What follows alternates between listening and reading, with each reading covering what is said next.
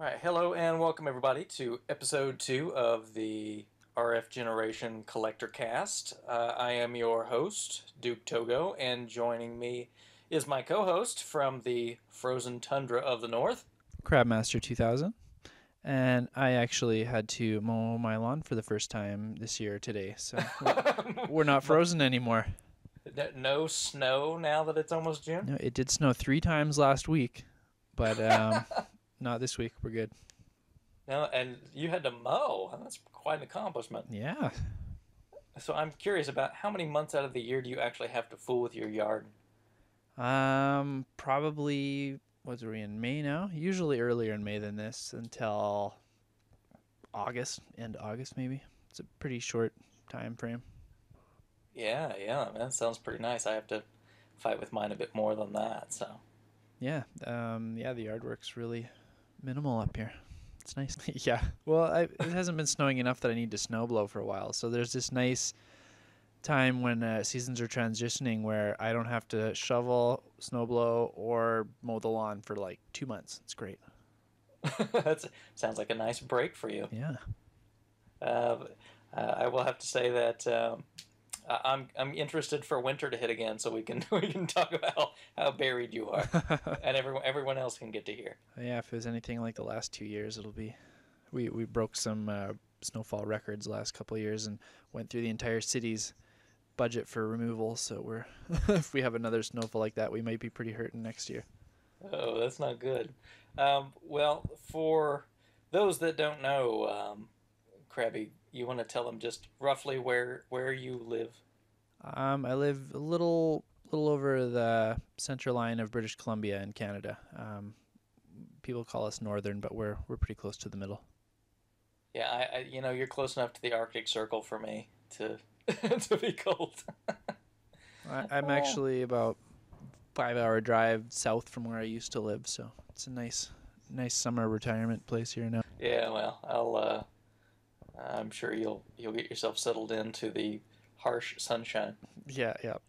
Takes some time though. Don't get too much of a tan. Well, since last time, we just want to take a second to talk a little about some of the feedback we got from the first show. I want to say, wow, I was really impressed, Krabby. We seem to really get a pretty good amount of listeners there for the first episode. Yeah, we got a lot of feedback right off the bat. It was wonderful to hear. Yeah, we're really glad to hear it, and definitely a little bit more. I'm sure everybody listened to it maybe in some different spots, but like over on YouTube, we had a comment from Razor Knuckles over there. He just said, great job, keep them coming. He agreed, I like this, I completely agree with you guys about playing older games you have not played back in the day and still feels new. Yep, definitely. Yeah, it says, too many people nowadays think graphics make everything. Games never get outdated to me. And how? Yeah, like I was just talking to Duke a few minutes ago, saying I brought Dead Rising to play with me, and I've really been looking forward to playing with it. And after putting a couple hours into it, I couldn't wait to get back to Joust on my NES for some reason. Which is better, Joust or Balloon Fight? Balloon Fight. Joust can be pretty annoying. Yeah, okay. I'm with you. Balloon Fight. I also want to take a minute to mention that after our first show, we got our first donation. So I want to give a huge, sincere thank you to Ryan Winters for taking the time to donate to the show. We really appreciate that. Absolutely. Thank you so much. Our plan is to hopefully get some more bandwidth. Last month was kind of amazing. For our first show, we sort of ran up to the limit. And if somebody ran into we're over the limit message, we apologize, but we're working on trying to get that opened up so you shouldn't have that issue again. Yep. So most of the feedback that we received from everyone was very positive. The only big concern from a couple people seemed to be our sound quality, which we've tweaked a couple things for this episode. So those of you that had some issue with the sound, please let us know if we're moving in the right direction. Yeah, I definitely want to try to make this as easy to listen to, and if you guys can stomach our voices for an hour and a half, we don't want to make it any worse for you, that's for sure. Yeah. Good. I think even we got some maybe some new people to the site. So for those of you that may be coming to us from other places, our podcast is really tied into the collector site that we kind of call home, which is rfgeneration.com. And we really encourage you, if you're not a part of that already, to come over and take a look. Look at our collecting tools. Join the forums. We got a really nice community over there. And I think the show brought a few people over into the community. That's fantastic. It's one of the main goals of this, so I hope we can keep doing that. Yeah, we'd love to hear from you guys. So if you come by RF Gen via the podcast, please take a minute to let us know. I love one of the very first comment on the YouTube version was just first. I don't know what that thing is, but you know, I say congratulations, Babaluka. You had the first comment in. Yeah. You win. There's no prize. But what do I get for third? You get the joy of speaking to me again. Consolation prize, yeah. I don't even think that's really much of a prize, but sure.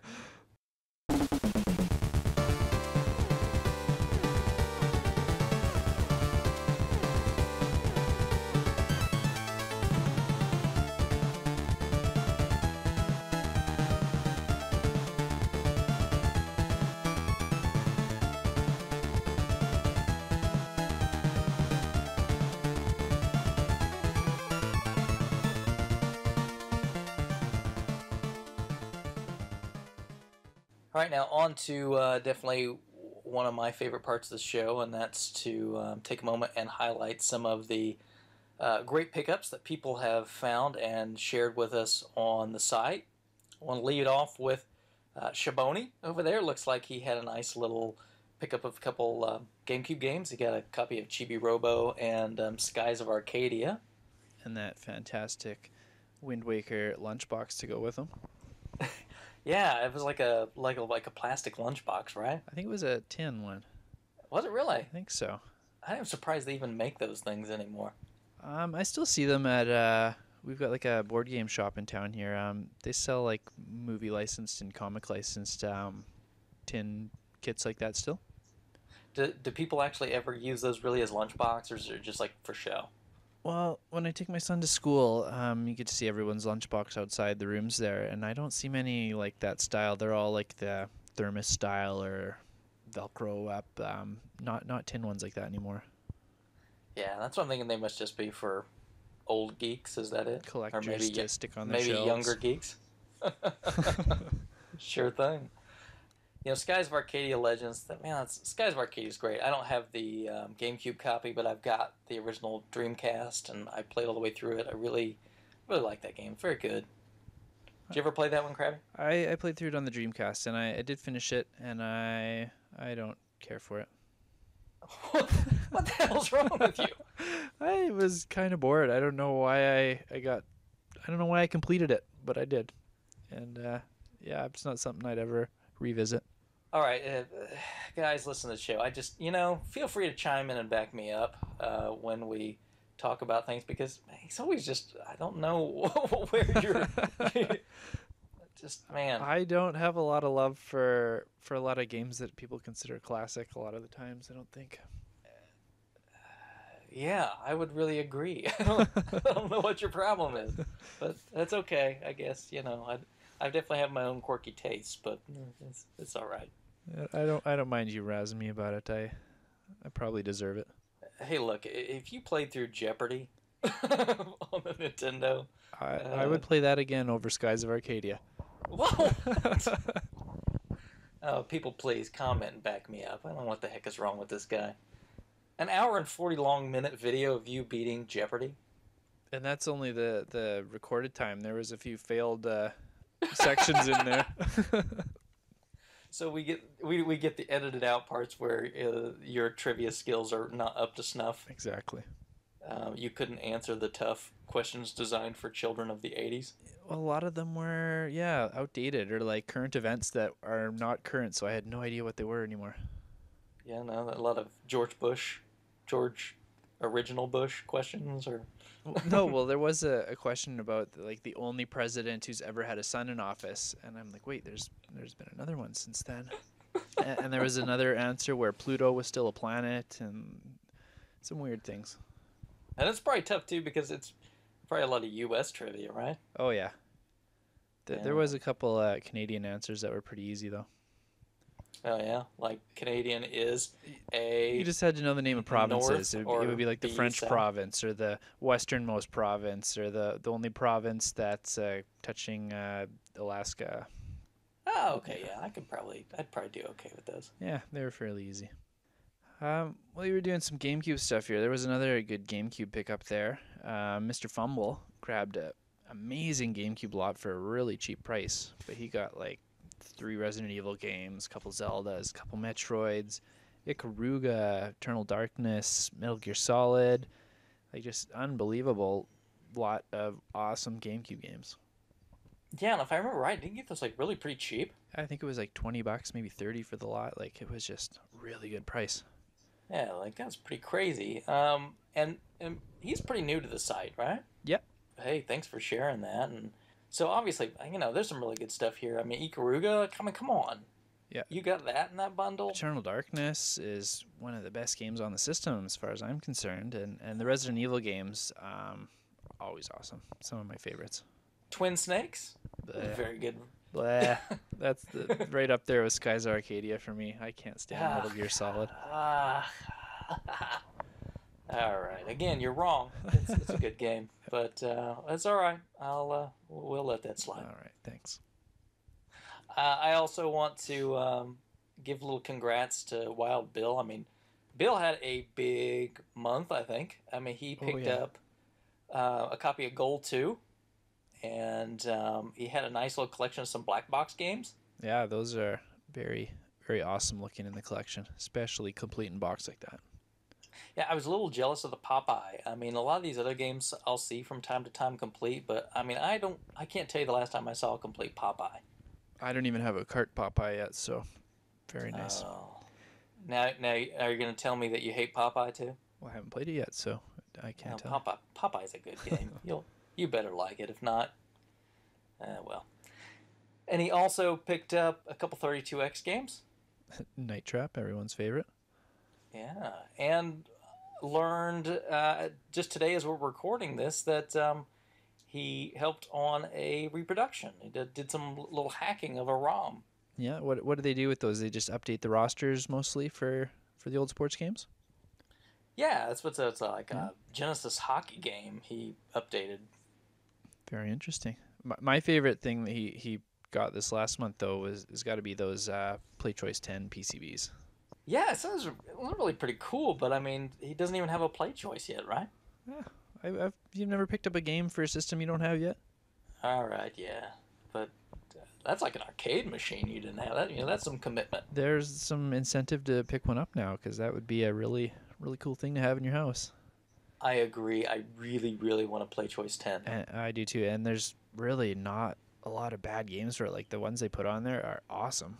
Yeah, well, I mean, obviously you want kids to plunk quarters into the thing. I can't think, and I really would like to be able to play like versus Castlevania and versus Super Mario Brothers. Right. I've seen the reproductions of them, but Yeah. have you ever played those? No, I haven't played the Versus. Oh boy, they are brutal. Because like in versus Castlevania, it's Castlevania, but the timer is much shorter. So I mean, you can't like, oh, I'm just gonna whip all the candles and kind of. No, you got to truck for the end, or you're done. You're dead. Interesting. And versus Super Mario Brothers, the levels are different. Okay.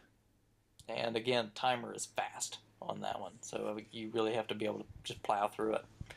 Really cool though, very cool. So, come on, Bill, get you a play choice. I want to see some play choice stuff. Yeah. We also saw that BuildStar had that this Queen's Day thing where he's at, like some giant flea market kind of thing that goes on there. And where is he from again? Yeah, he's from the Netherlands. Queen's Day or whatever the case it is. It looks like he just went out and just got a nice big stack of stuff. I saw like a couple like boxed looked like PlayStation guns that he got, just a ton of games that he ran into, and it seemed like the prices were all really good. He has a nice blog post that he put together on it. I would say if you guys get a chance, if you've not read that one, take a look. I would love something like that in my area. Yeah, you really cleaned up. I'm looking at that post right now. Is there anything like that out where you're at? No, we're missing a lot of stuff up here, though. We're not a very big community. Yeah, I mean, I live in a pretty small little town. I mean, there's big towns close to me within like half hour, 40 minutes. But we just had last weekend a big, kind of community yard sale thing. But unfortunately, I was stuck selling. I didn't really get much of a chance to go out and look, which really kind of bothered me. I don't like missing out, but it was probably just junk anyway. That's what I'll tell myself. What else we got out there? Well, if we want to stick with the overseas finds, Surgeon grabbed a really bright yellow DSI, a really cool color to those ones. I have never seen one of those in North America. Yeah, it almost kind of reminds me of like, isn't it kind of like that Donkey Kong 64 kind of cart color? Yeah. Yeah, so I don't know, whatever that kind of yellow. It's not quite a Pikachu. No, more banana. I think that's the deal, right? Doesn't like each territory get its own specific special color that they don't release in other territories? I've heard that. I don't know if there's any truth to it, but definitely be cool to get that color over here. I liked it. Yeah, I think so, because I know like in Japan they've got an orange GameCube, and I don't think that got released anywhere else. Spice colored. Yeah, like pumpkin or whatever that is. No, I think that's what it actually says on the packaging, because I've got the controller here for it, and it says it's Spice. Really? You have the controller? Yeah, they released the controllers over here in that color, but not the systems. Oh, I see.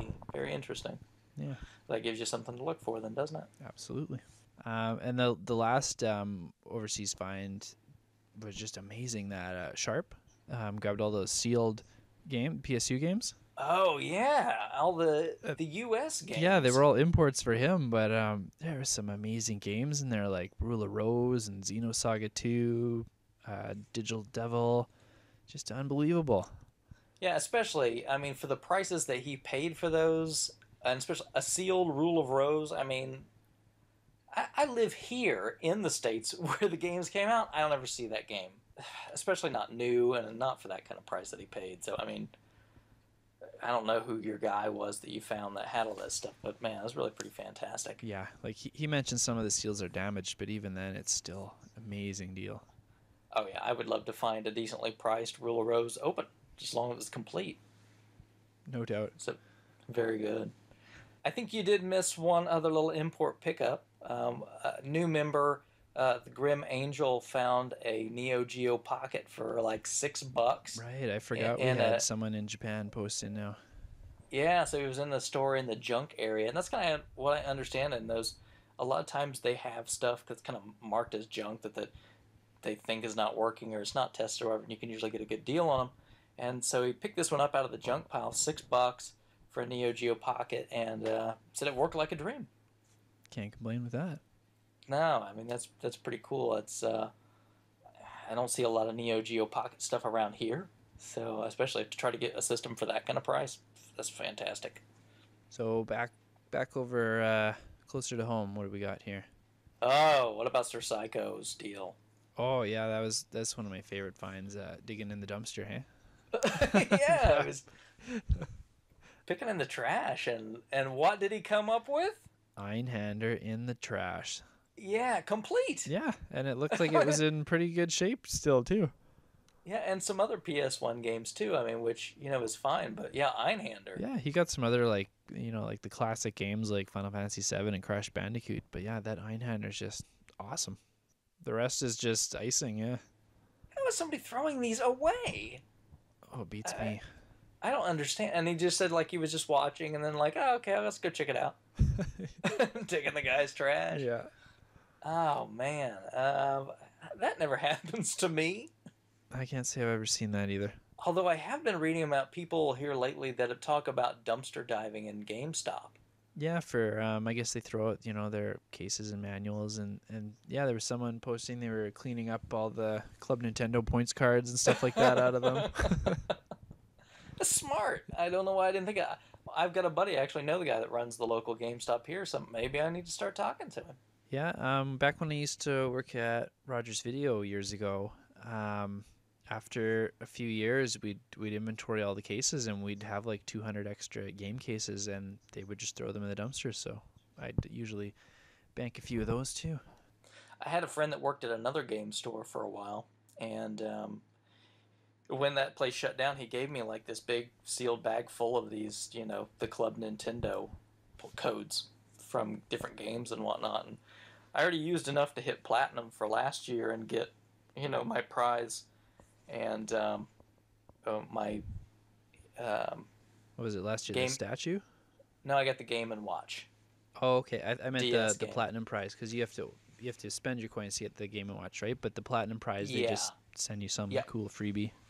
right. I've not gotten that because I'm platinum now, so I'll get whatever the thing is coming up. Okay. And then I've been waiting because as soon as I've got to try to hit platinum again, I'm going to go in and spam these codes, and I really want to get the Game and Watch ball. I'm doing the same thing. I'm already at platinum for this year, and I've got a 3DS, a few games for it, a few new Wii games. I should have about probably 400 more coins. I'm just waiting for it to roll over to the new year to add them in. I've got like a lot of these codes saved up that are duplicates for like games that I've already entered, and of course you can't enter the same one twice on the same account.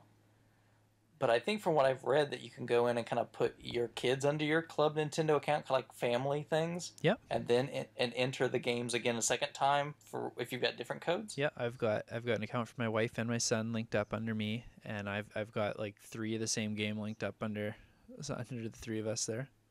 Yeah, yeah. So that's my plan to hit platinum again and to get my Game and Watch ball. Is that what you're going to go for? Yeah, I've already got both the Game and Watch collections. I've got all the poster sets, so ball's my next goal.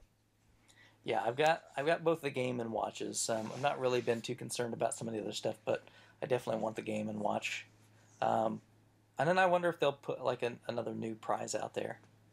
Usually once every, I think I want to say 2 years, they put out something like the big ones, like the Game and Watches. I really want something NES related. Yeah, good luck with that.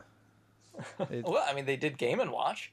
yeah, that's true. The first two, yeah, I wish they do more Wii stuff. It seems to be DS stuff or just crap. I don't see a lot of Wii stuff with Wii U coming out. I'll go for Wii U. I just want more console attention. I'm not a big handheld guy. I'll take whatever they want to give me. Yeah, I'm not complaining. It's just bonus stuff, so I'll take whatever That's they give true. me. It's very cool. I don't see anybody else doing that for me. So, Yeah. and Microsoft and Sony don't show me the love. So the last one I want to hit was PWP Cody. He's been working hard on finishing up his N64 collection. Oh yeah, Yeah, I and he know. scored a nice lot of boxes and manuals. Really good games like Donkey Kong, both the Zeldas, Star Fox, Turok, Rogue Squadron, like some really good titles in there to help him on his way, and maybe he'll switch over to complete in box collection now. That's the sickness, right? The cardboard sickness. It's not the sickness, it's the cure. Oh, right.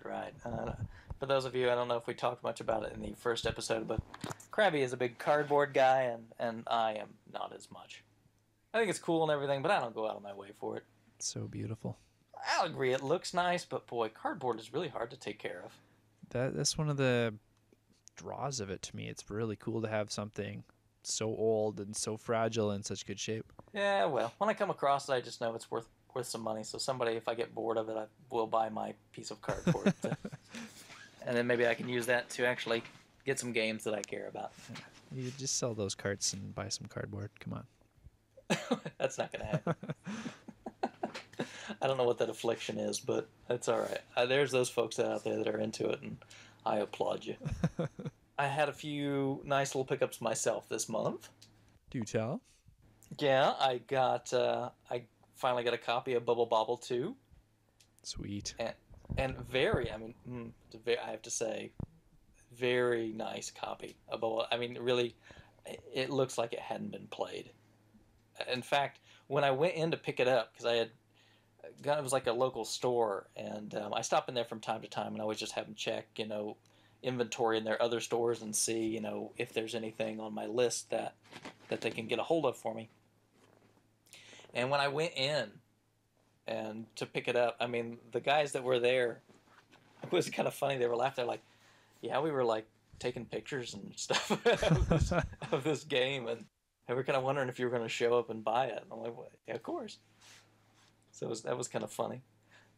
I also got in some unlicensed NES carts. So I got a RacerMate Challenge 2, which interesting novelty. I mean, obviously nothing too terribly exciting as far as like game goes, but it was kind of neat. I'd never really seen one before, so it was kind of fun to get one of those in. And going for the bike now? Yeah. I don't think that's gonna happen. Although I did appreciate if you go to RF Generation, and we have a small scores thread where we pull a lot of these things from. So if you're listening to the show and you want us to talk about some of your things, you'll have to go join up and post. But make sure to add some pictures too. We like the pictures. Yeah, definitely. And Bigman had posted about the bike, and there's this shot of this bike with the N64 handlebar controller kind of strapped to it for handlebars with some duct tape. Yeah, that's awesome. That was kind of funny. There was a couple other unlicensed games that I picked up. So do you actually pick up anything that you'll play, or just collectibles? Yeah. Actually, I got a copy of Mario Brothers Classic Series from Germany. So I'd been looking for a copy of that for a little while. And for those of you that maybe are not as sickly obsessed with the NES as I am, and Krabby is, but there was a version of Mario Brothers that was originally released on the Disk System in Japan. And trust me, I don't know how to pronounce it, but I believe it's Karatiaka or something, Mario Brothers. But it had with some advertising was basically tied into it. There was some advertising in the game for a product, some kind of rice or some food or something. But they also had gone in and tweaked the gameplay of Mario Brothers. They kind of added the intros that you found in the arcade game that kind of talked to you about the enemies of each level. And it also altered the jump physics to be the Super Mario style, so where you can actually control the direction you're going when you're in midair, as opposed to your standard in Mario Brothers originally, just whenever you jump, you can't control yourself once you start jumping. And this version, this German version, is a coding of that Disk System version minus the advertising. So it's Mario Brothers again, but with just a new kind of play control style. And it is really good. It really fixes a lot of the issues that I didn't like about the original Mario Brothers. It makes it much more playable, I think. And I think that's the best version of the game. Sounds like it, yeah. Add some extra goodies and get rid of the advertising. What's to complain about? Yeah, and so I would say, and it's not a really expensive game. I mean, even though it is unique to Europe, I didn't pay an arm and a leg or anything for it. So, if any of you are out there looking, hop on eBay for Germany. It's really not very expensive. I didn't pay a lot to get it shipped over to the States. So if that sounds cool to you, check it out. I also got in for a trade that I did. There was a guy over on Nintendo Age, and he was looking for some Famicom pirate carts. And so I did a trade for a few of those, and he made me a couple reproduction NES carts. So I got a copy of Secret Ties and the Final Fantasy II prototype that was supposed to come out. Secret Ties is kind of fun. It's like an action-y game, sort of reminds me sort of a Ninja Gaiden, Shatterhand-ish kind of thing. It's pretty cool. I'm kind of surprised it didn't come out. It seems pretty fun. Final Fantasy II, I don't know, maybe I'll get to that, but it's got such a bad rap. I don't know if I want to spend hours beating the crap out of myself to level up. Do you have any experience with Final Fantasy II? Not with 2, no. I do have experience with beating myself up to grind levels, though. Really? I love grinding. Yeah, you do have that sick affliction, don't you? guess that goes with cardboard-itis or something. They're probably related, yeah. And last but not least, I also picked up a 3DS finally. And what are your initial thoughts on that?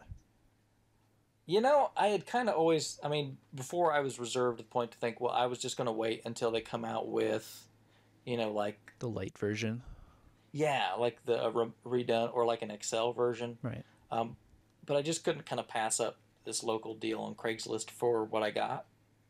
And I'm really impressed. It's got a lot of features built in. The model I got was lucky enough to be one of the ambassador models, so it's got like a lot of the free games built into it. And yeah, it sounds like the GBA games in particular are really good titles. Yeah, they really loaded things up really well. So I'm kind of glad that I got to take advantage of that.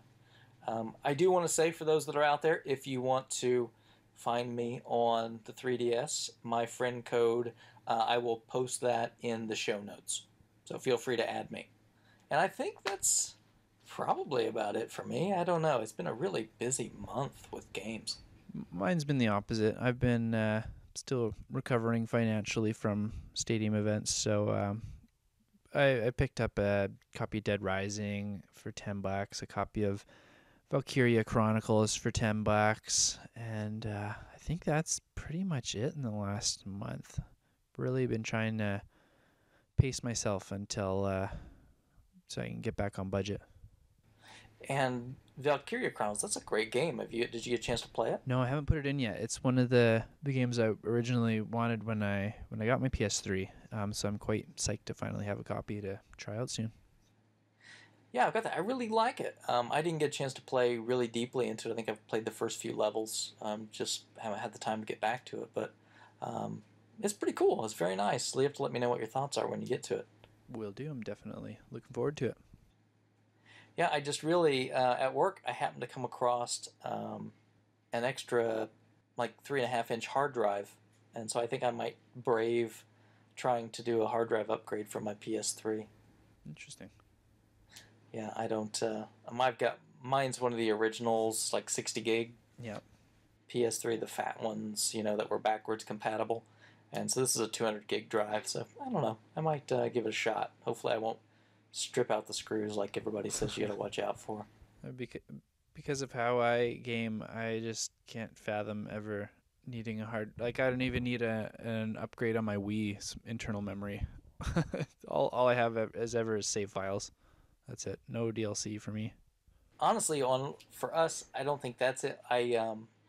I'll rip like movies and stuff for the kids and stick it on the hard drive, so they don't have to worry about discs. Right. That because those things get scratched up or whatever. And if I could just rip a bunch of movies, stick them on the hard drives, then they just go in and play them whenever they want. My son's a big fan of Netflix, so I don't have that disc issue right now either. I am not a Netflix subscriber. So. For the kid stuff, it's awesome. The adult stuff's kind of lagging behind, but yeah, if you've got a kid under 10, like it's definitely worth the $8 a month. We kind of get I use on the 360 the Xfinity Comcast cable app where we get some of that stuff. Right. And then the HBO Go app, which is really very cool. I really like that. I don't pay for live, so I don't get those nice little perks. Yeah, that's a shame that they don't give those unless you're a gold member. Yeah, I can't even use my Netflix subscription that I pay for on there unless I pay for live. It's very frustrating. You're gonna have to break down and spend that $30. Yeah, I've got 3 other devices that run it, or 4 or 5. Too many. Yeah, cell phones run it, tabs run it. Yeah, we got a lot of different ways to watch it. We don't need one more.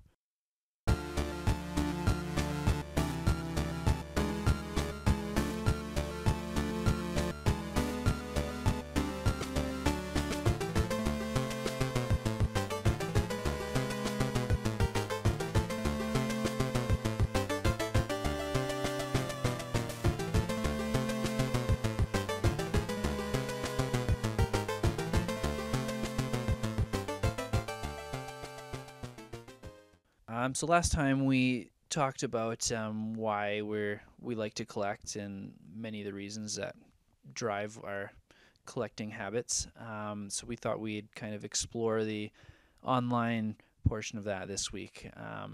Just really flush out all the different sources we use online to pick up new games.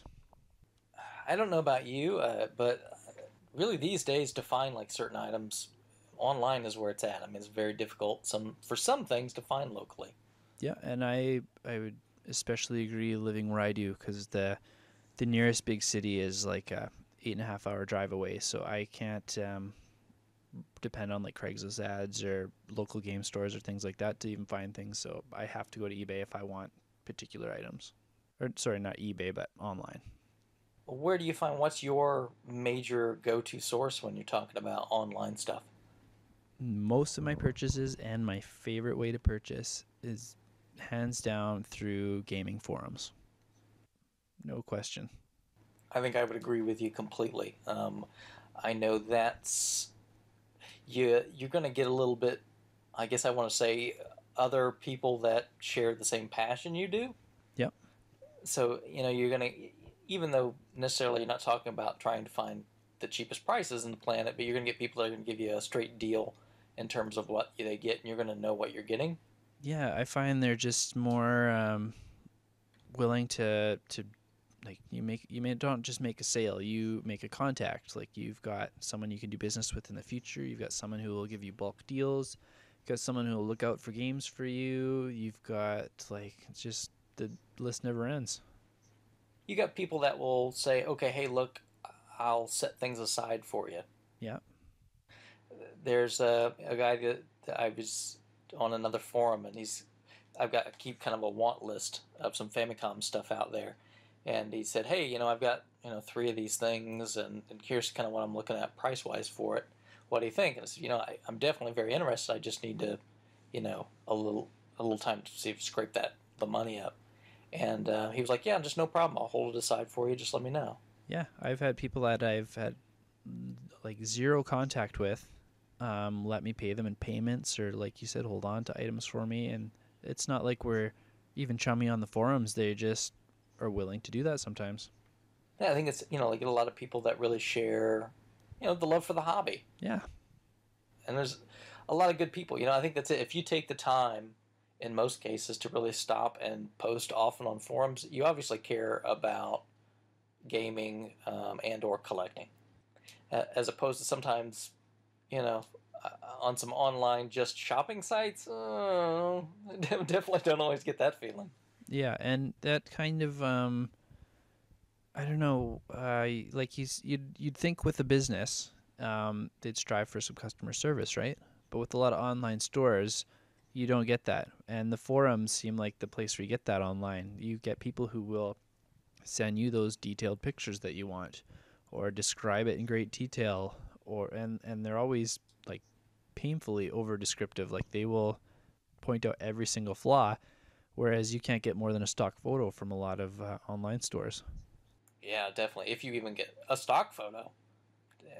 And I think the other thing that really helps with that too is, I mean, really, you have an online reputation on these boards, and there's those feedback threads. If you don't treat people right, I mean, that's really going to do some damage to you. Yeah, I don't often go to digital press, but I'm aware of some sellers to avoid from people have been burned there. So they post on Nintendo Age, they post on Racket Boy, they post on RF Gen, like, watch out for this guy. And it's good to know they're, watching out for the community. Absolutely, and I'll go out and I'll say the same thing. The other direction when I find some really fantastic sellers from a certain point or a certain site. When I hear about people in other forums, I'll point them in that direction and go, "Hey, you should really talk to this person over here." Absolutely, yeah. I've brokered a couple deals through different forums for people. Yeah, same way. Yeah, and I think that's it. You're never going to get that in other online tools. So what are some of the big forums that you frequent? The three I check daily are RF Generation, of course, Nintendo Age, and Racketboy.com. Kind of what do you get? What's your different flavor for those communities? I mean, what separates them? Each forum has a different focus. RF Gen's just very broad collecting focus. So you want to little bit of information on any system, you're going to find it there.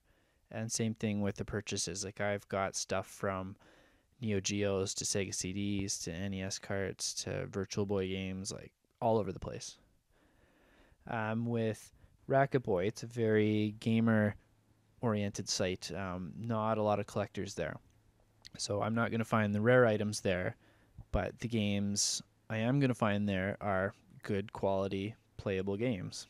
And generally, since they're not collectors, they're not as price focused. So I've found some pretty good deals there. Oh, good. Yeah. And with Nintendo Age, the focus is obviously Nintendo and specifically the NES. So since one of my goals is to get a licensed NES set, it's an awesome place for me to pick up uncommon games. Just unreal. You talk about there is a really hardcore collecting focus on that side. Yeah, they go both ways, but the collecting definitely overshadows just the gaming, I think, there too. I consider myself a pretty serious collector, but I mean, there's people there that I don't even rank anywhere close to some of those guys. I know, it's just humbling to see some of their collections and hear them talk about it and just see how long they've been doing it. Yeah, and I'm thinking, man, I really I was late to the show. You know what I mean? Yeah, I'm with you there. And that's what's not. I mean, I've been doing this my whole life, and I still feel like I'm late to the show. Yeah. But one thing I wanted to add too, speaking of Nintendo Age in particular, we were talking about reputations on forums. Yeah.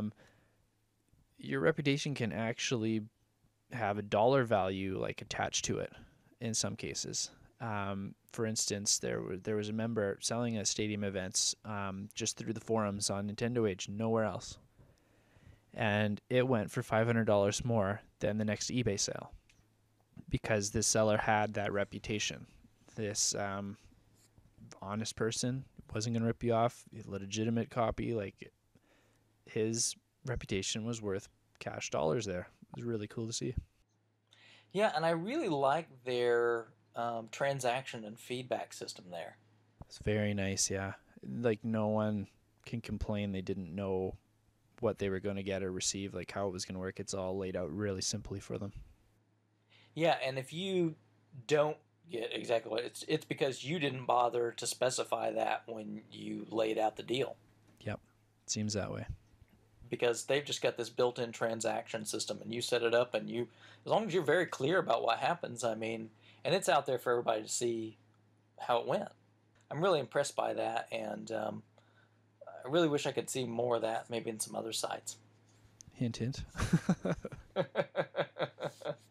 Not that's fine. I mean, most forums just do it via a thread, which is fine, Yep. And that works well enough. Just the system they've taken the time to implement there is just very impressive. Absolutely. So, do you ever go to some of the other big gaming sites? I have. For forums? Yeah, I've done one deal through Digital Press, and it went very well. No complaints here. I frequent other ones. I look through their forums, like PC Engine FX. I've been to almost done a few deals there, but just never pulled the trigger on them. And I always lurk around other sites like Atari Age and stuff, but I've never done any deals through them. I've been on and around Digital Press for quite a while, and I've done several deals on there. And that's another kind of collector community. But a lot of times it seems like you've got a lot of interest in some of the classic stuff there. I mean, Yeah, like the pre-8-bit era. Yeah, or early 8-bit, I guess. Yeah. So Atari, Coleco, Yeah, Intellivision to some degree. Whereas, like on a lot of these other sites that we were just talking about, there's not a lot of, besides like Atari Age, there's not a lot of draw for those. No, very true. And I mean, you'll see posts when people are talking about like astrocades and stuff. I mean, you just don't see a lot of that on other sites. Dope. You definitely don't see those kind of things popping up on Racket Boy. Another site that you didn't mention that I frequent a lot is Famicom World. And Famicom World reminds me a lot of like the RF Generation community. It's a small community. Actually, their forums run off the same sort of software that RF Generation does. Just a very small, kind of comfortable community that's there. Very knowledgeable people in what they do, and really willing to help folks out for the most part. And I've done quite a few deals over there. I mean, mostly buying because I don't have a lot of random Japanese stock just sitting around for me to sell. But I mean, I have had some people interested in some, U.S. stuff that I have. But I will have to say there are some really good sellers over there, and I know a lot of people that are interested in like Japanese imports and stuff. There are a lot of websites and things that really kind of try to take you to the cleaners, and the people that sell over there really give you, I think, a very fair price for most things. Even when you include shipping, I'm usually really very happy with the deals I do over there. There's people that take the time, like we kind of talked about before, that will watch out for some things for you if you've got like a list. I really specifically want to mention one person I've done a lot of deals with. Well, I guess two, but Sensei Man is a user that's over there, and he's really helped me out with a lot of items that I've been looking for. I mean, to the point where, he'll take my list, and when he goes out to shops and stuff, he'll look around for stuff on my list. I've actually heard his name mentioned through other forums. Other people very satisfied with him too. Yeah, it just seems like he's a great guy. And also, I bought from Manuel, who's over there, and same sort of experience. I mean, it's more of just whatever his stock is, but he's always treated me very well. I've bought some. That's where I got my nice boxed AV Famicom, and beautiful shape, and really good guy to deal with. Very fair. I would encourage you folks, if you have any interest in that, to head on over there. I'm just amazed at the amount of technical knowledge that some of those guys have. It's really pretty incredible. So we've covered forums pretty well now. What are some other online options we've got? What about some auction sites, right? Sure, yeah. I guess there's a few of them now that people use quite often, besides just eBay. Yeah, and I don't think everybody knows eBay. There's not really much reason for us to discuss that. Although, do you use eBay a lot? I'm using it less each year, but I still use it a little bit. Like I grabbed Ninja Turtles Tournament Fighters off there just a couple months ago because I got a really good buy it now on it. But generally, I can do better through forums. So and I can find the same items, same time frame. So I don't see the need to pay a few extra dollars to use eBay when I've got better options.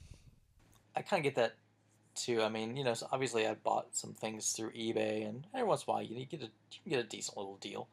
But yeah, it seems like some things on eBay have gotten a little ridiculous. Yeah, and like when I started collecting, I bought lots off eBay pretty regularly in systems and got some really good deals, and it just seems like a lot more time and effort goes into finding those same kind of deals now where I'm not finding it's worth my time to sit there for 10 times as long as it used to take me to find a good deal.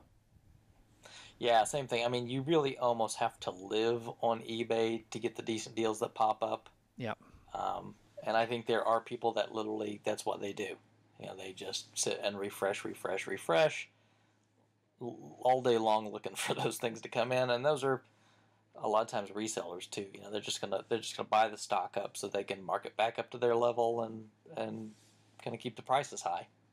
Yeah, I'm not a fan of people doing that, but like I have no issue with someone like a collector who's sitting there to working hard and taking a lot of time to find that eBay deal to add to their collection. I got no problem with that, but the reseller thing kind of annoys me.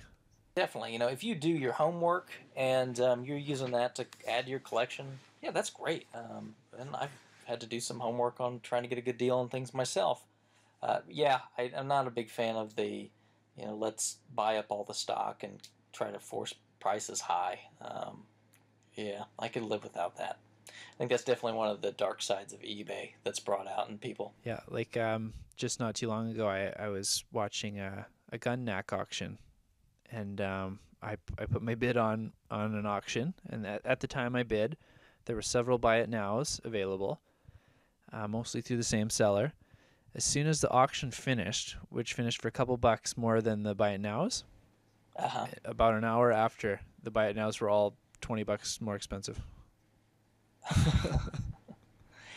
Well, of course, because they go, oh, I have no auctions to compete with. And that auction sold for $5 more than my buy it now was listed for the last 2 weeks. Yeah, so they bump it up immediately.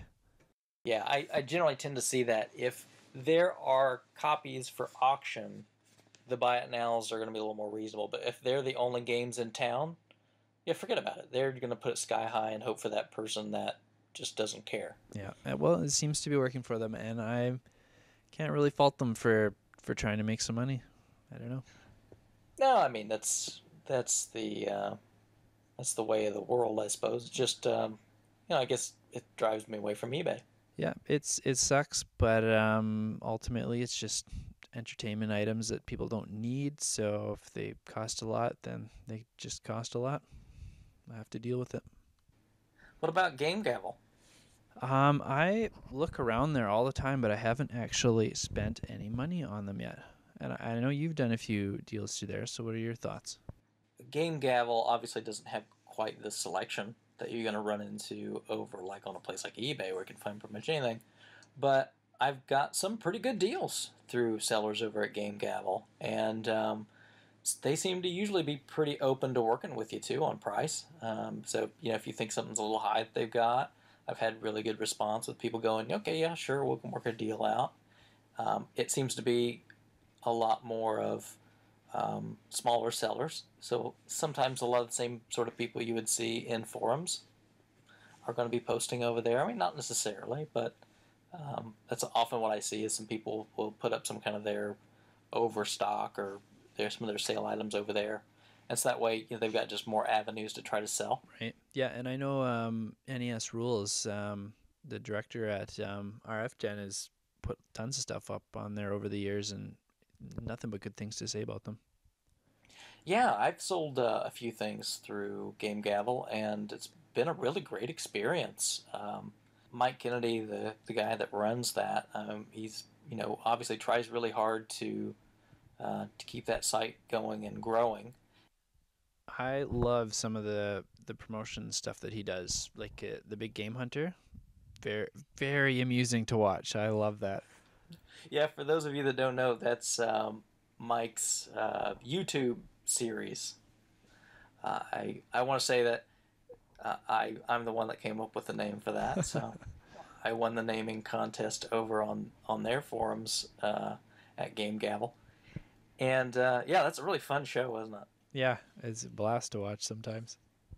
Yeah, so I mean, those of you that haven't seen it, he goes to these big Southern California swap meets and he wears these like glasses that have a camera built in, but people don't know it. So he's recording kind of his shopping through these flea markets, and sometimes he comes across some pretty good deals. And I don't know about you, but sometimes when I'm watching the stuff he's passing up, though, I'm kind of going, no, no, no, wait, no. I always want to say, no, no, go get that. And sometimes some of the things he picks up, I'm like, don't put that down. It's part of the enjoyment. Yeah, it is. It's a lot of fun. And I will say that a lot of those things that Mike picks up on that show, he will put on Game Gavel, and he'll start it at a really low opening bid, and it'll just be auction, no reserve. And that's gotten me a couple good deals over there. Got me a sealed new copy of Mule for NES that really looks great. I got my copy of New Super Mario Brothers Wii from him off there. I think I actually bought my copy of Solomon's Key off of him too. Well, so you're all over the place too, generation wise. That's really cool. Yeah, and that's it. He comes across all sorts of stuff, and he seems, Mike seems to be more in tune of, like the Atari stuff is kind of his thing he's into, and he also likes some of the old like Apple computer. That's right. Yeah, it wasn't the game or the Game Gavel site. It was originally Chase the Chuck Wagon, wasn't it? It was. Yeah. Yep, that's the original name that he had come up with before switching over to Game Gavel a few years back, I think. Right. But he's trying to grow that as kind of like a whole kind of gaming network. Right. I mean, they just recently launched EK Gaming, which is kind of abbreviated EKG, like like the heart test. Yeah. And the idea there is to kind of give an alternative to like GameStop. Oh, really? Is he going to have brick and mortar stores or just online? No, online only. So it'll be like you ship your game in, and then you get your payment. But I haven't done it yet. I've kind of looked just cursory at it, and the hook there is he's saying that he will offer more than GameStop is going to give you for the game. Right. I do believe though that he only takes complete copies of things. Kind of the big thing that he's trying to do is a portion of those sales of the used copies, he gives that money back to the publisher of the game. Right. I remember getting an email about that. Yeah. Yeah, so the idea really is to try to get the publishers involved in that, used gaming sales are not bad. Not everyone is a GameStop. But there's a way that's going to be kind of a win-win. Right. Well, yeah, that sounds awesome, and I hope I can help him push towards that goal. Yeah, and he also sells new games, and I think he usually does, whatever the launch price is, and he'll throw free shipping on those. I noticed that. I was thinking of pre-ordering my copy of The Last Story through him. Yeah, I might have to do that myself. That's a good idea. I'd like to help him out. Hopefully, try to grow that if he can. Yeah. He's also got a couple other spots that are. I mean, there's a website that he has in the network called Gamerspots.com. The idea of Gamerspots is you can go in and put in the information for like local gaming stores and arcades. Okay, and then it kind of maps them out for everyone. Yeah, that's it. You have this giant map that everybody kind of builds, so you can go in and see what are some other stores and you can rate them and kind of put information in, and it's kind of cool. Very neat. And also, they do a podcast over there, Retro Gaming Roundup, and that's a pretty fun podcast. Really, very long monthly podcast, usually like 6-7 hours. Oh. Yeah, it's pretty mammoth, but it's fun. Right it's fun to listen to. So there's only one other like kind of big auction site that people use for games. Shop Goodwill. Have you done any sales through there? Yeah, I've bought from Shop Goodwill several times. Not really much lately. When I started kind of buying things usually seem to be reasonably. That you could buy them reasonably, and it seems like it's kind of gotten that eBay-itis where the prices have really gone up, kind of too high, I think. Really? On every item or just on like unique items? Yeah, I would say, unique items. Yeah, because I've noticed that. I don't go there often, but I'll notice like when like a Flintstones Surprise Dinosaur Peak pops up, it'll show up on a few forums saying, "Hey, everyone, go to Shop Goodwill, look at this auction," and then then it goes for eBay prices because it's got the same amount of exposure. Yeah, that's it. The price blows up, and then so I mean, there's not a deal to be had. But sometimes you got to watch their shipping costs because the shipping costs are not cheap. And a lot of times they have a small fee that they're going to put on there. But, I mean, they disclose all of that. You know it up front. So what if you just want, like, a lot of, like, Contra, maybe a Mario Brothers in there, and Star Tropics, like a few good games, but not particularly valuable or rare games? What kind of prices are we talking about? I think you're talking about fairly reasonable prices. I don't think you're going to get in there and get some kind of crazy steal or anything. Significantly cheaper than eBay, or just a tiny bit? I'd probably say maybe a tiny bit. Okay. By the time you put your fees and their shipping on top of it, yeah, I mean, you're not going to come out way ahead. If you look at non-Nintendo, you're probably going to do a little better. But then again, that's always the case, right? I mean, Nintendo commands a premium. But I think the draw there at Shop Goodwill is, sometimes you get some really wacky stuff that shows up that you're just not going to find anywhere else. So, like Pong consoles or like the original Odyssey all-in-one machines, the Pong machines. So there's lots of older generation stuff, early generations? Yeah, I mean, not lots of it, but it shows up. I mean, you'll see an Astrocade come through there, or, I see ColecoVisions come through pretty regularly. Lots of Atari lots of, like, huge lots of Atari carts. So, if you're looking for some older stuff, and those don't go for crazy prices. I just don't know if the demand isn't quite there, and Then again, I don't know things about Atari Rarity. That's not really my expertise, but I'm sure probably if something crazy popped on there, it would have the same syndrome. Yeah, absolutely. But yeah, I've bought some really oddball stuff from there before. Like I've got my first home computer was a TI 99 4A, old Texas Instruments. Yeah. I've still got it, still works, and I've bought several lots of cartridges for it Huh. from there. That's just really not going to find that much anywhere else. So if you're looking for unique things, sometimes you can find them there, and usually that sort of stuff, like, oh, I got that stuff cheap, because obviously not a lot of other people are really looking for that. Right. Yeah. So besides auction sites, I know I've bought a few times off of online retailers. Have you had any experience buying through them?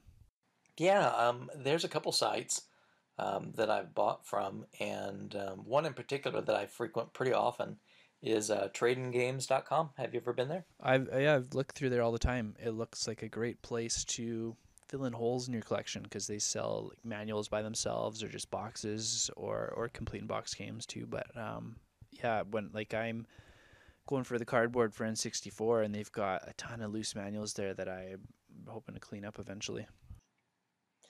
Yeah, I've bought quite a bit from there, and I believe the gentleman's name that runs it's Jason, and you know, really runs a great shop. They have one of the biggest things that I love about that site is the picture that you see for the item is the actual item you're buying. Yeah, that is huge for an online store. Like you don't see that often, so it makes a big difference. Most of the time, if I'm buying from an online store, I'm buying blind, Yeah. and it doesn't really give me good feelings because it's just really pot luck with whatever you end up with. And for some people, they don't care as much. If it plays, that's what they're looking for. And I wouldn't say that I'm like a snob, but I don't really want it to come in and look like garbage. I think that kind of goes more with the collector mentality. Not that a lot of people are looking for like that dead mint copy, but just the quality has to be a certain level. Yeah, and I especially am not happy when I'm paying market prices and it's below market standard. Yeah, I can agree with that. I don't mind if I feel like I'm getting a good deal and I've got something that's a little scuffed up. I'm all right with that. Yeah. But I will say that, yeah, he's really great. I mean, I have to say, too, top notch in service.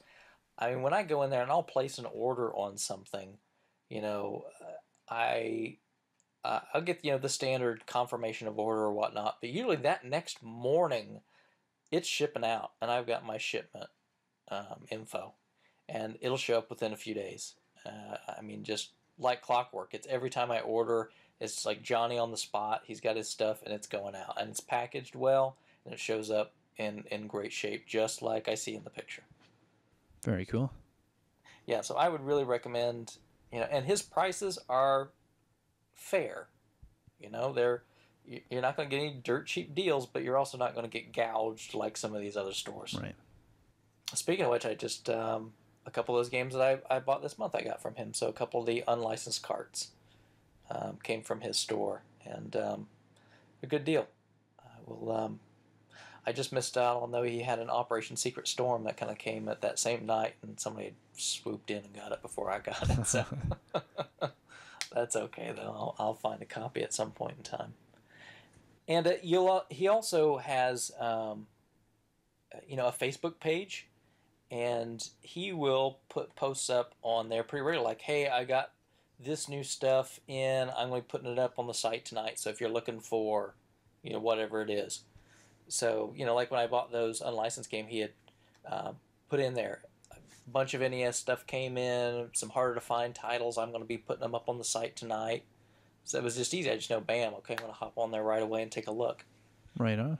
So yeah, a lot of good communication really does build some good feelings there. I'm always usually really happy when I buy from him. So, and he also has a brick and mortar. So I think it's in Missouri. So if you're out that way, give it a shot. I don't know where Fenton, Missouri is, but I believe that's where he's at. What about other sites? Do you have any other ones that you look at? One that I've bought from in the last year was JJ Games. Now, I've seen JJ Games, but I've never bought from there. What did you think? Like you said, you kind of going in blind. A lot of stock photos, but I was just looking to fill in a whole bunch of common holes all at once, do a big bulk lot.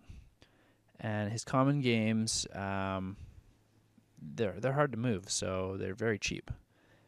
So I felt like I got a good price on them. And since they were common, I wasn't too worried about the condition. But when they showed up, the condition was actually fantastic on everything. And I got like 45 games from him, and I don't think I had one complaint about the condition. Wow, all right. Yeah, he's got some harder to find titles, but you'll pay good for them. You won't they won't be cheap. But yeah, I had a good experience for what I needed. I got, and I felt like it was a decent price for them. Very good. Um, I've also recently just stumbled across a site that I would never have thought to go look for items. That was Atari2600.com. I have a hard time believing that someone got that domain name to sell games on. That's just weird. Yeah, I agree. I would never have thought, okay, that's a URL from someplace that sells stuff. And obviously, even if it was, I would say, so what do you think they have? Yeah. 2600 games. And don't get me wrong, they do. I think if you're looking for Atari stuff, they have a ridiculous selection of and some really hard to find stuff. But I was surprised to find they also have a lot of other things they carry. That's where I found that copy of RacerMate Challenge 2 that I bought. I'm looking right now. They got some Vectric stuff and NES and Studio 2. Like they're got pretty decent selection. Mostly the older stuff, like late 80s and before, but very interesting. The prices seemed very reasonable. When I bought from there, that next morning I had my ship notice, Johnny on the spot. It was out the door and it showed up very quickly, packaged very well. And they even have like some memorabilia kind of stuff that's in there. Like I bought at the same time I got that. I got like a little one of those Nintendo Power pullouts. It was one of those game pack ones. Right. Kind of give you the mini reviews of a bunch of the original NES games. So I picked one of those up. It was a $4. You know, it wasn't the cheapest thing in the world, but it was pretty cool. I liked it. So I would definitely, you know, if you've not checked that site out, I had never even heard to check it, but I actually caught wind of it from I don't know if anybody watches Gamester81's channel on YouTube, but he does a lot of good videos and interviews, like different shops and all sorts of stuff related to game collecting. And he interviewed the guy that ran that, and that's what got me to go over and take a look. I've looked at a few other stores like Lukey Games. I can't even think of any others at the moment. How about DK Oldies? DK Oldies, yeah, that's another one. I just never pulled the trigger. When I was looking for that bulk lot of cheap games, JJ Games seemed like the best deal at the time, so I went with them as opposed to the other two, but I was kind of looking for the same thing through all of them. I've heard people mention eStarland before. I've never bought through them. I don't know if you've heard of that place. Yeah, I've been there too. They're in Play Asia. Yeah, Play Asia. I will say that it's to me, and I'm not really trying to pick on anybody, but it seemed like DK Oldies, specifically when I was looking there, their prices seemed a little high to me. Yeah, I actually learned about that one through a Craigslist deal I did in town. Someone mentioned that they've been buying stuff from them, and I went and checked them out, and honestly, I don't know why they were buying stuff from them. Yeah, maybe they just didn't know any better. I was thinking that. Sorry, I just found this really cool item on that Atari 2600 site you were telling me about. What is this dealer kiosk? Is it for a 2600? Yeah. It's interesting, isn't it? Whoa, $975. Ouch. But you can you load 25 games into it, and then they punch a code in. It's like a jukebox. You get to trial the game that you punch in the code. That is kind of cool, huh? That's very neat. Yeah, it kind of reminds me. I mean, you know, obviously, like, there's the Nintendo M8 or whatever it is. Yeah. But yeah, that one's like super duper. I mean, how many games does that thing hold? 25. 24? 24, yeah, sorry. Wow. Yeesh. But yeah, I mean, you'd have to take a look through this place when you get a second because they've got like a lot of really cool stuff that I hadn't seen. This is where I found the U-Force. Okay. Yeah. I eventually want to get a Vectrix, so I think it's really cool that they sell Vectrix stuff here. All right, another place. Again, I'm kind of into Famicom collecting, and there's a site tototech.com, and not a lot of game stuff, but you might want to go out and check it out if that's your thing. They sell the disk system units at a pretty reasonable price. They also sell all the accessories that you need for that. So if you need like a replacement belt or whatnot, they're pretty affordable. And he's out of Hong Kong, and he kind of refurbishes a lot of those before he sends them out. So if you're looking for that kind of stuff, it's a good site to go to. I've bought from there, and I'd recommend it. Okay, so I know a lot of my deals online are international, mostly from the States. There just doesn't seem to be a lot of stores that are based in Canada. Have you had any troubles with your shipping? Now, I will say that I also get a lot of international packages in, mostly from Japan, but I've gotten things from the Netherlands, from Germany, from the UK, and from Hong Kong. Surprisingly, I don't know if I'm really very fortunate or whatnot, but I've really never had any issues with the stuff that I've received. It's always come in great shape. Even sometimes when I think the packaging has been maybe what I would even consider subpar, but it always seems to show up really well for me. Yeah, I I've had the same experience shipping wise. Like I hear horror stories on forums quite often, but I've had things packed, yeah, like I'd say subpar, and they get here fine, no issues. And I bought some Famicom pirate carts from Hong Kong through a website, and these things are really flimsy to start with. I mean, you're not talking about high quality products, and don't cost much either.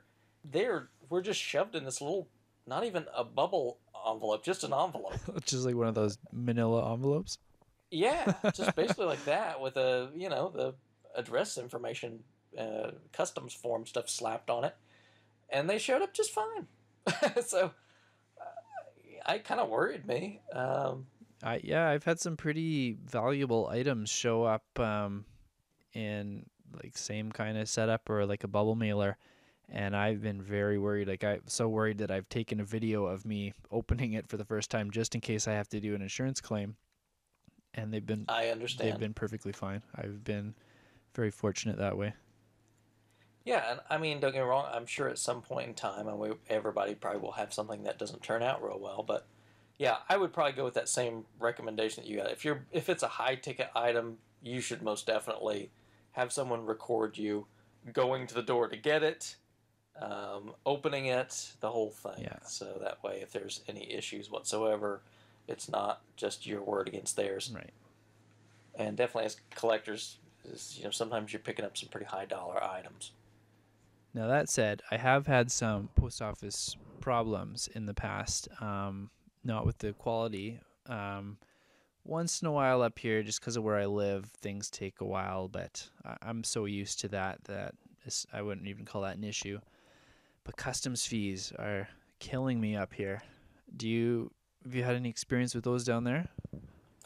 Yeah, no, I really, I don't have anything. I mean, when I pay the shipping cost, that's it. It shows up on my door, and that's all there is. So, what do you mean customs fees? Like I pay the shipping cost too. You pay FedEx or UPS or whoever you're shipping from. Then when it hits the Canada Customs, I've talked to a few of the post office workers up here, and they say that it's supposed to be randomly chosen. But I'm fairly confident that they just grab anything over $100, and that's where they slap the customs fees on because that's where they're gonna make a little bit more money. So then when it shows up to my door, the mailman says, here's your thing. You owe me X amount of dollars, which is my province's sale tax is added on to whatever the estimated value of the item is. If I don't pay that fee, they will just send the item right back to whoever sent it to me. Do what? Yeah. A guy shows up at your door and expects cash? Yeah. Yeah, the mailman's got his, his little card reader if I want to do Visa or debit, and you owe me X No amount of way. dollars, or this is heading back down south. No way. Yeah. And like I said, anything over $100 that I've gotten in the last 2 years has got a customs fee. When you're buying things a little more expensive, then do you tell your seller, "Hey, look, can you mark down that it's only worth like $20?" Occasionally, yeah. I've heard from other people that anything under 40 is kind of the safe zone. So Uh-huh. I've bought things for $60, $70, and I've asked them to declare the value as 40 if they're comfortable with that. Obviously, if there's an insurance problem, we won't get the full money back. So not every seller is willing to do that, but some are, and it usually works out well. Well, it always works out well. I've never had a problem there. So if in that situation, if you ask them then to declare the value to be lower, you are basically then assuming the risk that if something happens, you're going to take the hit for asking them to do that, right? Right. Absolutely. Okay. Yeah. Well, I mean that seems very fair. It's fair, but then and people that have dealt with me in the past are comfortable doing that, I think. But people that we haven't worked together yet, sometimes they want to just cover their own butt every way they can, and I don't blame them. So they mark the actual value of the item, whatever that is. But And then you get a guy standing at your door wanting money. yeah, and then there's the other side to that. If you're getting $500 item, both people want it insured fully, so you can't fluff that amount on there.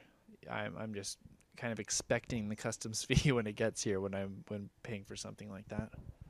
Oh man, maybe you just need to get a good friend in the States and just make a little trip from time to time. Apparently, I need someone who lives in like Seattle. I think that's probably the closest place in the States to me. If we have any listeners that would like to help the old crab man out, I can't imagine that would be just no. I don't have any concept of what that is. At one time in particular, I ordered like I think it was $40 worth of games through RF Gen, Uh-huh. cheap NES cards. Whoever was at customs, not only do they slap the customs fees on the declared value, occasionally they open up items and just check them out. They do random checks, right? I think every customs does that. Right, right. And I guess the guy felt they were undervalued, so he reevaluated them, and I have no idea what he used because it was just ridiculous. Like I said, I spent $40, and we were both happy, the seller and the buyer. It wasn't a deal; it was just a decent price. Mm-hmm. He reevaluated them for $200 and then charged me a customs fee on that. Yeah, so it took me like 5 months to fight with them to get this refund for I think I got $20 back. But it Oh, you're was kidding me. yeah, it was a big pain to deal with. So whatever random postman can just decide for whatever reason that I just think it's worth this. That's what it seemed like in that case. Yeah, I there's no way he even took like the highest buy it now on eBay for every price and got that dollar amount. Like it was just outrageously higher than it should have been. Well, Super Mario Brothers is very rare and desirable. We do. There is a copy in town that's been listed at $20 for quite a while now. Does it include Duck It Hunt? does indeed. I got those things coming out of my ears. So somebody please look at my sale thread. Let me sell you a Nintendo, please. Speaking of forums, though, you and I both have sale threads on RF Generation, right? Mine's pretty barren right now. I would call it more of a want list. It's got the stuff I want to buy. Oh yeah. Well, those of you that recognize me from sites, you will know that I regularly keep my for sale trade list updated, so you can always find that. And I keep that thing running on several different sites. So RF Generation, Nintendo Age, Racket Boy, and Digital Press all see me from time to time, and I've all had good dealings with those. And I try to be very fair and take care of people. So if you're ever looking for things, folks, and feel free to get a hold of me. Plug. help me buy some other games. And that's the good thing I really like about forums is really all that money just generally tends to stay in the community, because if people are going to buy some games off me, then I'm just turning around and I'm buying some off somebody else. Uh, I'd rather that money kind of stay in that pool if I can. Yeah, the way I've got my and gaming budget done at home here, yeah, anything I sell goes right back into gaming because I've already got money allotted for like clothes and food and all that stuff. So yeah, the gaming money is just the gaming money. That's where it stays. Yeah, same thing here. If I go out and I buy lots locally that I'm going to then turn around and sell online, first off, of course, whatever I sell to cover my costs of that. And then, yeah, the rest of it just is my fun money. Yeah.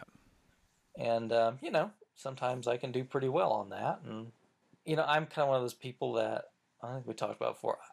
If I can get a good deal on it, I'm going to try to pass that along.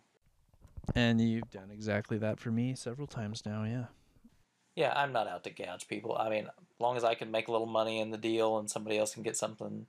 And I think we probably talked about it before too. I'm a little weird about cleaning everything that I'm going to sell. So if you're buying it from me, you can rest assured it's at least it's clean and playable. And all my NES units that I sell, I always tear them apart thoroughly clean. But I think we talked about that last time, so I'll move past that. Well, I hope to actually get into that a little more in depth in the future. Wonderful. I love cleaning talk. That's definitely an affliction that collectors have, I think, for the most part. Absolutely. So wonderful. Is there anything else that you can think of to talk about with searching for games online? Actually, I was going to ask how you go about packaging items that you're sending out. Oh. Specifically, consoles or jewel cases, things, especially like Saturn cases. Oh, yeah, okay. Yeah, the tough ones to deal with. Um, you know, I am, I guess I package things the way I would want them to be packaged when I get them. So if they're loose games, I'm never going to go with anything less than a bubble mailer. And in many cases, I'll wrap some bubble wrap extra inside when I'm going to be sending out like just a single game or maybe a couple. Double bubble. Yeah, yeah. Because that's it. I want to make sure. Now, don't get me wrong. Sometimes if it's just like one loose cart and it's not a big deal, but I'll always usually talk to the person about, hey, look, this price is just. I'm just going to throw it in a bubble mailer. Are you okay with that? Yeah, that's it. I like to have that communication because I know with cartridges here, they'll charge if they can fit the item through a mail slot, you get a significantly cheaper price than if it's too thick to fit through the mail slot. So if I double up on the bubble, it won't fit through the mail slot, but a cartridge in a bubble mailer will fit through a mail slot. So Interesting. I let the person know that, yeah, like, do you want to save a few bucks and take a little bit more risk, or do you want me to really package this thing up? Huh. Yeah, I definitely talked to sellers. I mean, there was one item that I sold to someone, and it was a pretty high dollar item. And this person had some very explicit instructions about how they wanted it packaged, and that was it. I followed all of it to the letter. Now we're talking about your sealed game, right? Yes. How Yes. can I ask what his specific instructions were? I'm very interested to see how, because I know he's dealt with a lot of big and sealed games. I want to know how he likes those packaged. The big key was he asked that the game itself be wrapped in toilet paper. I've heard that a few times. I was wondering if anyone actually really did that. Interesting. Yeah, he wanted it wrapped it pretty well in toilet paper so that the plastic Didn't scratch seal, it or anything like that. right, no scratches, no nothing. So I did that. I wrapped it up really well. Not tightly, but wrapped it up pretty well in that. I then put that into a smaller box with, some bubble wrap and padding around it. That got sealed, and then into a larger box with more padding, and then sealed. And that's how that one went out. Very interesting. So when you got your sealed mule off of Game Gavel, how did that one show up? That one just came in a box. It was just, shipped out in just a standard mailing box, and he had just, I think, put some peanuts or something Right. in there. You know, nothing crazy, and it showed up really well. Very cool. So I know that the level, like the price wise, those two games aren't even comparable. But I was just certainly, very certainly. curious to see how people would do that. Yeah, and I had some other things that were probably worth, you know, I did a trade with somebody, Extincted, um who He's runs in the the. UK, isn't he? He's in the Netherlands, Netherlands. actually, Okay. I believe. And I did a trade with him, and it was some higher. I mean, not crazy high end, but some higher end stuff. And I wanted to make sure, so I tried to package that about the best I could too, kind of carefully. But you know, obviously, when you're in international shipping, you can't go too crazy with weight and stuff, or you're really going to kill somebody Yeah. in shipping. So um, I tend to use a lot of either um, bubble wrap or like those kind of like those little plastic air pillow Yep. Yeah. packing. I like those a lot. I don't do a lot of peanuts. I don't do a lot of I don't. paper I don't packing. actually like those air pockets. I find that they don't form to most items, so they just make it a pain to try and fit everything into the box. Are you talking about like the little Like, tear off pillow things? yeah, yeah, they're just Oh, awkward sizes a lot of the time. I like if it was bubble wrap or peanuts or something, I could fit in an extra two items that I need to fit in the box comfortably. But with those pillows, they just don't mold around items, so I have a hard time getting as much into the box as I think I should be able to. oh. Well, I mean, I don't use those like exclusively. I'll use them when they make sense. Right. So if I need to pad an area out and they fit well, then that's what I'll use. If I don't, then it's just usually going to be bubble wrap. Sometimes I'll use like some like paper stuff just as if I've got some empty space in the box and I want things to rattle Yeah. around. Yeah. But I'm not a real big fan of packing peanuts. I really, I hate them. They're the I, worst. I, I don't like them, and they're a mess I- when you get them. when I got that box of games from JJ Games, I was talking about like 45 carts Yeah. packing peanuts. So Oh yeah. I've got to take my Q-tips and go into 45 carts, digging these little styrofoam chunks out of the. Uh huh. was quite a Yep. task. I know exactly where you're coming from, and you know, for some things it's okay if it's a sealed game, not a big deal.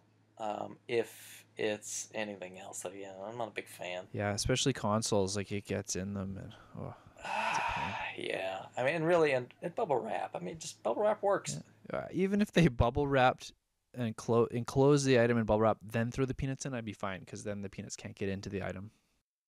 Yeah, I would agree with that too. I mean, whatever you can Yeah, do. just throw a layer of saran wrap over the console and then throw the peanuts in there. You're good. I've not bought many consoles online though. I think most of the consoles I've come across I've bought locally. I've bought a few, and like I've had some pretty valuable ones get to me really safely, and I have some less valuable ones get to me very interestingly. um, I would probably say, you know, that's probably it. I just try to let people know, and you know, that's it. You get some people that are want to play games, and they don't care as much about the condition, and they just want chips shipped relatively inexpensively. Yep. And then you've got some people that, you know, condition is king, and And they're willing to pay more for that usually. yeah, Yeah. and I'm willing to discuss that with them and make them happy. And definitely, if I'm ever going to send something that's boxed, it's going to be packed in a box. I can't stand the idea. Sometimes I'll hear these horror stories of people that it's a boxed item and they will send it like in a bubble mailer. Yeah. Doesn't make any sense. No, I mean you're talking because you're going to get crush damage. Yeah, like especially with old NES boxes, Super NES, N64, they're not made to withstand anything stacked on them. Even like Oh other yeah, games, they're really not designed to protect the game. They're just there to display it. yeah, yeah. I would really make me unhappy if I, and I'm not a cardboard guy, so that's not a big deal. I don't usually buy things in that kind of condition, but if I were to do that, that would really make me unhappy. Yeah, absolutely. So how about you? Any other little packing things that you use or deal with or see? No, I think you hit most of mine. I just like I like recycling them.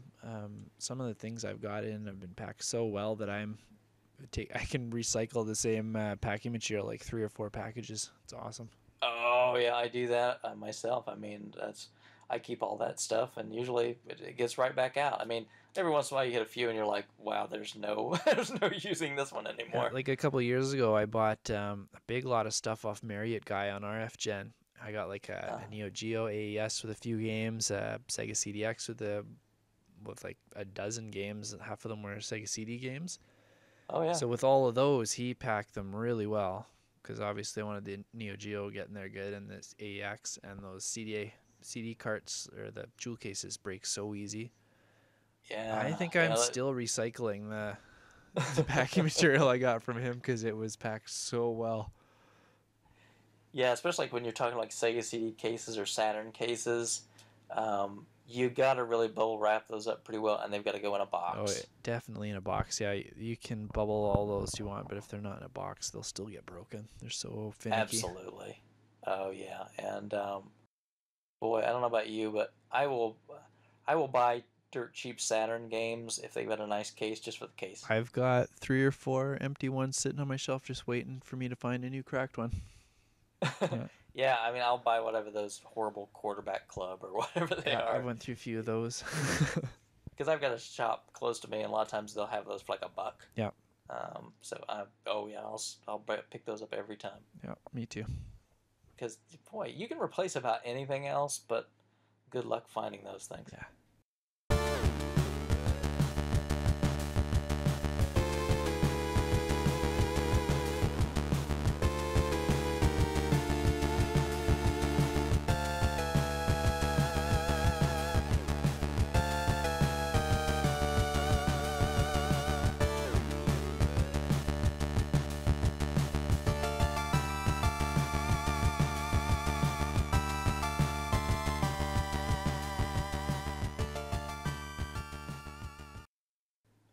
All right, well, I think that sort of wraps it up here for the second episode of the Collector Cast. First off, I want to thank everybody for taking the time to listen. Please take the time to comment. You can find the podcast on Podomatic.com. You can also find us on RFGeneration.com, kind of our home. We'll make sure to post that there, and you can find that information usually on the front page. You can also find us via YouTube. So if you look for my channel, that is Duke.Togo 74 is my username there. You can find us. And you can subscribe through the iTunes Music Store. And we really ask that whichever method you choose to listen, please feel free to comment. Let us know. And if you're going to catch us through iTunes, we'd really appreciate if you would take a moment to write a review. Also, if you love the podcast and you would like to donate, you can go to our Podomatic page, and there is a PayPal donate button. All of those donations go straight back into the podcast to help broaden our bandwidth and keep things rolling. We really appreciate those. Absolutely. Like you said, comments, since we're still so new at this, they're very important to us right now. So any way you can get a comment to us, YouTube, Podomatic, RF Gen, forums, private message, whatever, please let us know what you thought, how we can improve it, topic ideas, anything. Yeah, we love hearing from you guys, and obviously that's one of the big reasons we do this is we both love the community, and we love to hear back from you guys. Okay, well, thanks everybody, and we will see you next time on the RF Generation Collector Cast. See you then.